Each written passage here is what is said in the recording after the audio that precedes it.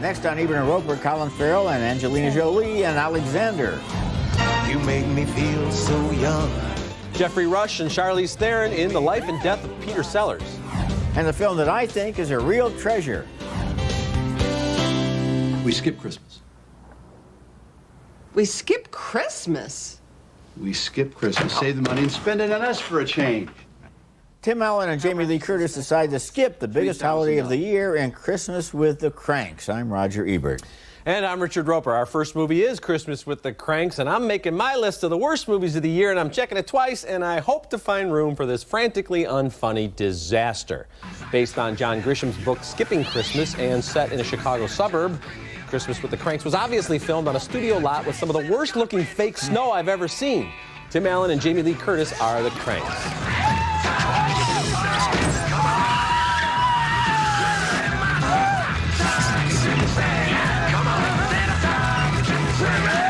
Now, because the Kranks live in some sort of parallel universe neighborhood where everyone celebrates Christmas in a gigantic way, the neighbors are all outraged by the Kranks' Christmas-skipping ways. Dan Aykroyd plays the leader of the block. He's Vic Frohmeyer. Nora, stop the car, Nora. Stop the car, Nora, please. We just want Frosty. Talk to me, Nora, please. Indulge me. I think Aykroyd should have jumped in that car with Jamie Lee. They could have driven to a video store and rented Trading Places, the great Christmas time comedy they starred in 20 years ago. Now, after spending weeks avoiding Christmas celebrations, the Kranks then have to go into full holiday mode. Why? Because their 23-year-old daughter, who left home just a few weeks ago on a Peace Corps mission to Peru, is coming home with her handsome doctor fiancé. Oh, we land at 8:03. Tonight? Yes, tonight, just in time for our big Christmas Eve party. You are having the party, aren't you, Mom?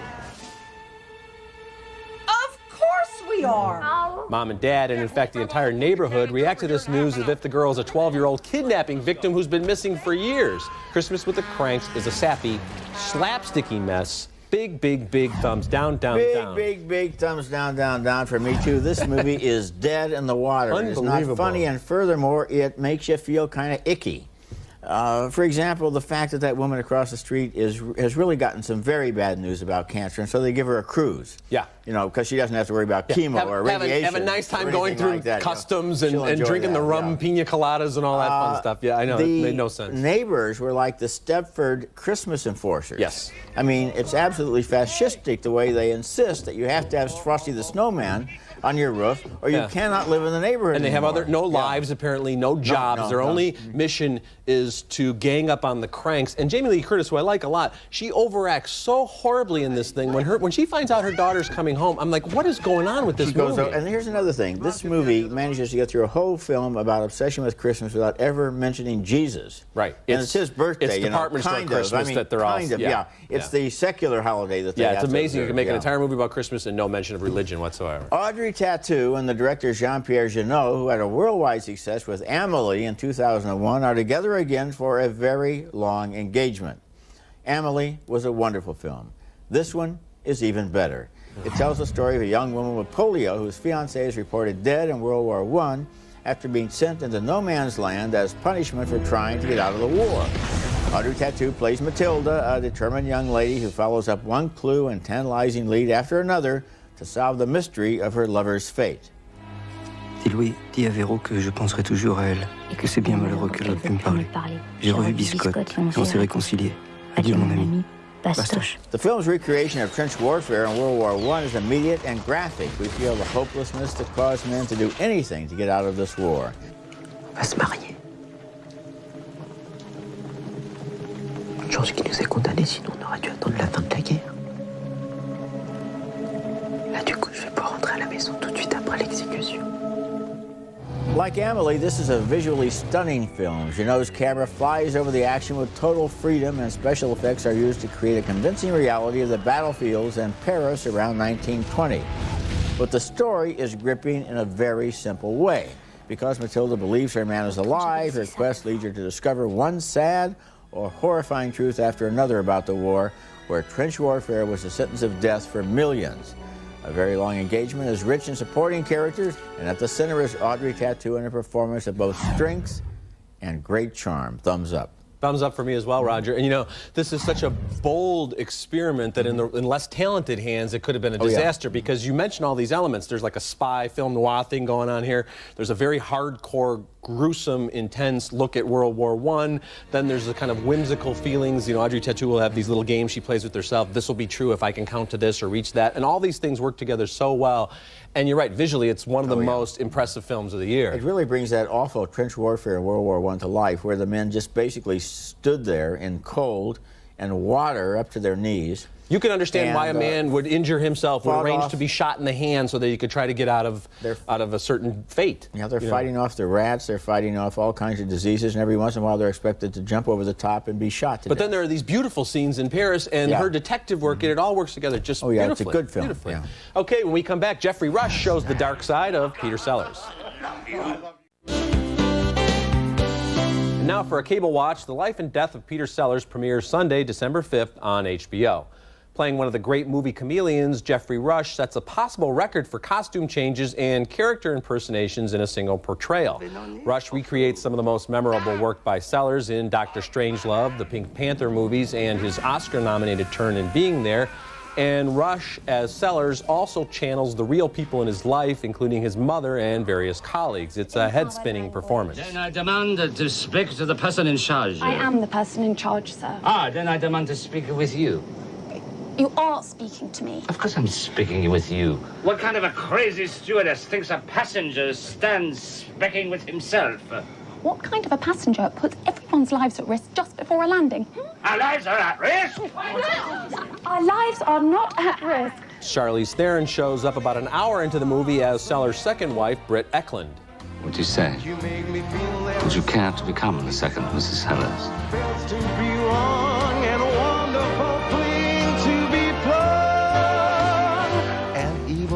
You better hurry up, love. I've only got the band for another half hour. Like a lot of comic geniuses, Peter Sellers apparently was a contemptible, antisocial jerk in his private life. In an ill-fated attempt to match the man's undeniable creative force, The Life and Death of Peter Sellers tries far too hard. We get movie scenes within movie scenes, and Rush as Sellers breaking character to become Sellers' mom, or Edwards, commenting on Sellers, and it all draws too much attention to itself. With a great cast and a compelling story to tell, there was no need for all these distracting, overly artsy, ultimately annoying touches. So a reluctant thumbs down for me. I'm giving it a thumbs up, although I agree with you that Peter Sellers was a very unpleasant man. And so I think it's a good biopic about a man you don't want to see a biopic about very much. I got some emails from people saying, this film was an official entry at Cannes. How come it's going direct to cable and not going through theaters? And I think the answer is because Peter Sellers doesn't make you want to know more about him as a person. He was great as an actor, but he used to say of himself that he had no personality.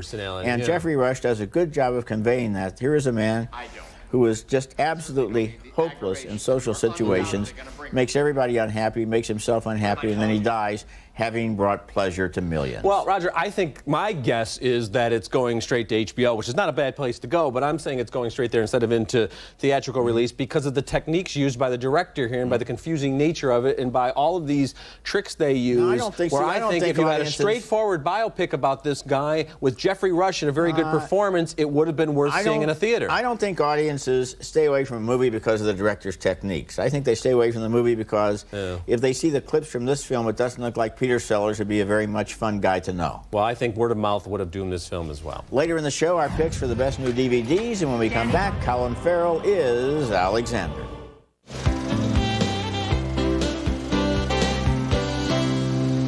You dog! I've nothing to be ashamed of, you arrogant brat! I'll marry the girl if I want. And I'll have as many sons as I want, and there's nothing you or your harpy mother can do about it. Why, you drunken man, must you think everything I do and say comes from my mother? Because I know her heart, by Hera. Oliver Stone's new epic, Alexander, is, I am very sad to say, a disappointment in every way. I have great respect for Stone, a director who never stops reaching for greatness. But this biography is confused and unfocused, and as Alexander the Great, Colin Farrell never comes sharply into focus. His life seems to be torn between three great loves.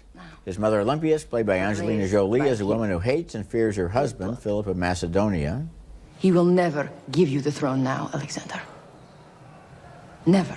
His lover since childhood, a Festian played by Jared Leto as a mixture of masculine and feminine appeal. They say it was never meant for you to be king of Asia. Naturally.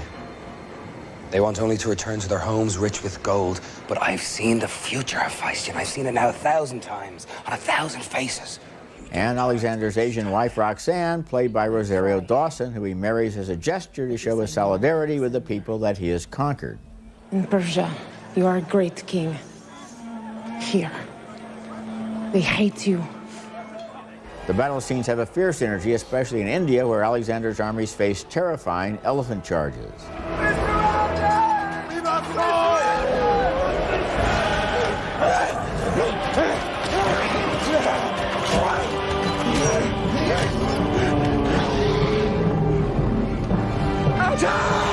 Two things bother me about Alexander. The movie lacks a clear storyline with its arbitrary flashbacks and scenes containing more information, names, and places that we can possibly absorb.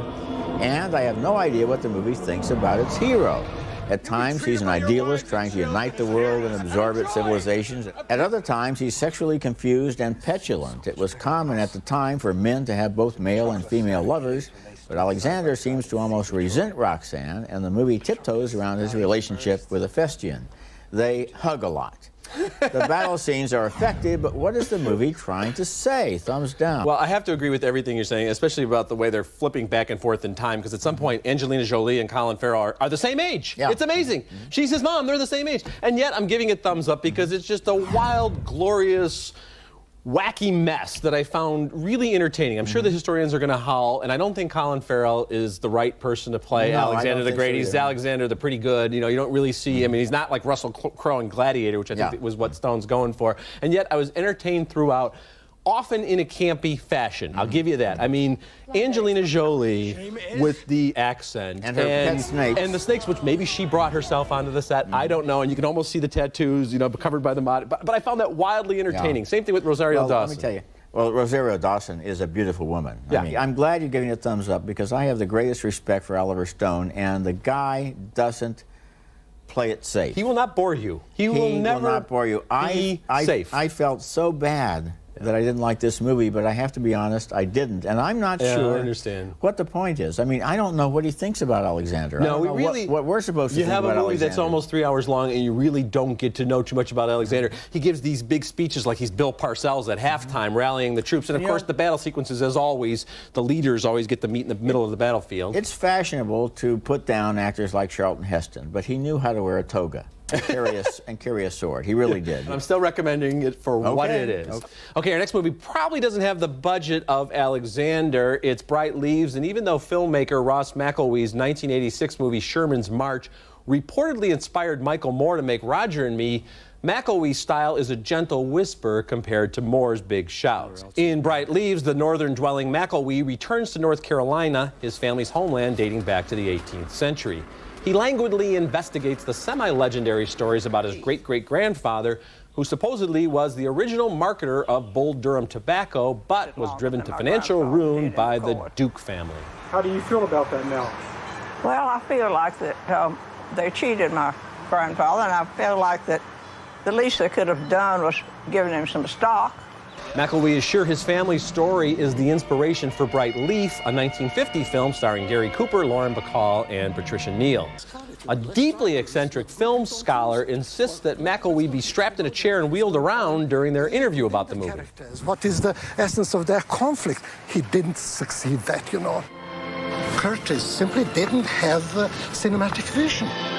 The mysteries McElwee sets out to solve aren't very involving, and his meandering style, while charming at first and literate, becomes repetitive and, yes, even a little dull.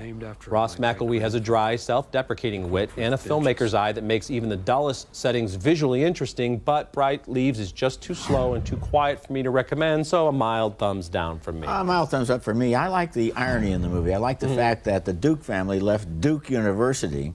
And the McElwee family has a little park that's about half of a block and has one bench and a few flowers in it. And I like the fact that the Duke family apparently burned down his great-grandfather's tobacco factory on 3 different occasions. And he keeps thinking, all of this could have been mine. But on the other hand, the counterpoint to that is the terrible toll that cigarette smoking takes. And he talks to people who are dying because of their cigarette But that's addiction. the thing, it's just a little too ambivalent and sort of like, well, my family got ripped off, but then I really wouldn't have wanted the fortune. And this obsession with this, you know, kind of B movie, even though it had big stars in it, I just thought went nowhere. So ultimately, I think maybe as a 45-minute special, I'd recommend it, but as a full documentary, too slow. One thing you can definitely see, though, is the roots of Michael Moore's style in this film, where he goes in there as a character in his own drama. Yeah, and now our Thumbs Up video segment. Buster Keaton was quite possibly the greatest actor-director in the history of the movies, and now his best work is all available on DVDs. In 2001, Kino released a set including 11 of his silent features and his best shorts, and now Warner and TCM continue the process with the Buster Keaton collection, which includes his final 2 silent classics and a sound picture, all made for MGM. In The Cameraman, Keaton plays a newsreel photographer who stops at nothing to get his story. And in Spite Marriage, he plays a poor man who marries a spoiled rich girl. This is one of Keaton's most famous scenes. The collection also includes Free and Easy, the first sound comedy made by Keaton. Here's how he sounded. And I took her home from an ice cream social, and I guess I had one too many vanillas. And I kissed her on the back porch. And there's a documentary about his life and work. And you're missing something wonderful if you haven't seen his work. Also new on DVD this week is Smooth Talk, an extraordinary 1986 film starring Laura Dern as a bored teenager who likes to look sexy but doesn't know how to handle her sexuality. How are you? She meets an older guy played by Treat Williams who is all wrong for her and who robs her of her innocence, not physically but spiritually, in one of the most powerful dialogue scenes I have ever seen. You're my date. I'm your lover, Connie. You're my what? Yes, I'm your lover. You don't know what that is, but you will. Smooth Talk, directed by Joyce Chopra, won the Grand Jury Prize at Sundance in 1986, and there was a special quality of fear and menace in the way that Treat Williams' character talks the young woman into a psychological hell. Now, when you think action stars, the amiable Matt Damon isn't exactly the first name that leaps to mind, but Damon's Jason Bourne is the best espionage anti-hero in recent memory. Not that Bourne has regained his memory. Last summer's The Bourne Supremacy is the chronological follow-up to The Bourne Identity. As a standalone entry, though, it's one of the best thrillers in recent years. Bonus features include an intriguing mini-documentary about the creation of a safe but realistic explosion sequence, a look at some of the location shooting in Berlin and Moscow, and a number of deleted scenes. They found Danny Zorn's body. He's dead. The Bourne Supremacy has some first-rate chase scenes, but in a film this smart and intriguing, what's truly exciting are the verbal chess games involving Damon, Joan Allen, Julia Stiles, and Brian Cox. I swear, Jason, I told them that I believed you. I'm gonna ask you some simple questions. You're gonna answer me honestly, or I swear to God I'm gonna kill you. Also new on video is Dodgeball, and I have to say, Vince Vaughn kills me. Swingers, Maid, Old School, and now this film, line them up and call it a Vince Fest, and I'm there. In Dodgeball, Vaughn plays the operator of a ragtag gym that's about to be closed down unless somehow, someway, he and his motley clients can win a big dodgeball tournament and save the day. I think they got that plot from Bergman. Now, for such a goofy movie, Dodgeball is seriously rich with extras, including Vaughn and Ben Stiller making the case that dodgeball should be an Olympic sport. Peekaboo! I think that everyone's scared of what they don't know. I think the movie's a great handshake introduction to the Olympic Committee, and now it's really up to us to keep the ball rolling. An alternate ending that they were wise to get rid of, and a great blooper reel. Freaking naughty. Now, we're not quite in that late 70s, early 80s zone of Animal House, Stripes, and Caddyshack, but with movies such as Dodgeball and Old School, the guy-oriented comedy is making quite a comeback. So Dodgeball, The Bourne Supremacy, the Buster Keaton Collection, and Smooth Talk, all 4 will be available in stores on December the 7th, just in time for the holidays. Okay, recapping the movies on this week's show. 2 thumbs down, way down for Christmas with the Kranks. 2 thumbs up for A Very Long Engagement. We split on the life and death of Peter Sellers. It premieres on HBO December 5th. We split again on Alexander, and we split once again on Bright Leaves. Next week, we'll be back with a review of Leonardo DiCaprio and Martin Scorsese's The Aviator. Visit our website at ebertandroeper.tv or at movies.com. Remember, you can hear all our recent reviews at ebertandroeper.tv or at movies.com. You can read my columns at suntimes.com and read Roger's reviews at rogerebert.com. We'll leave you with a look at movies now in theaters. Until next week, the balcony is closed. We gave 2 thumbs up for Bad Education, 2 thumbs down for National Treasure, and we split on Bridget Jones, The Edge of Reason. Now, I didn't like Bridget Jones, The Edge of Reason, but it's certainly a better movie than National Treasure, which is just howlingly awful. The amazing thing about National Treasure is it makes you wonder how the Da Vinci Code can be any better. Well, it can't be any worse.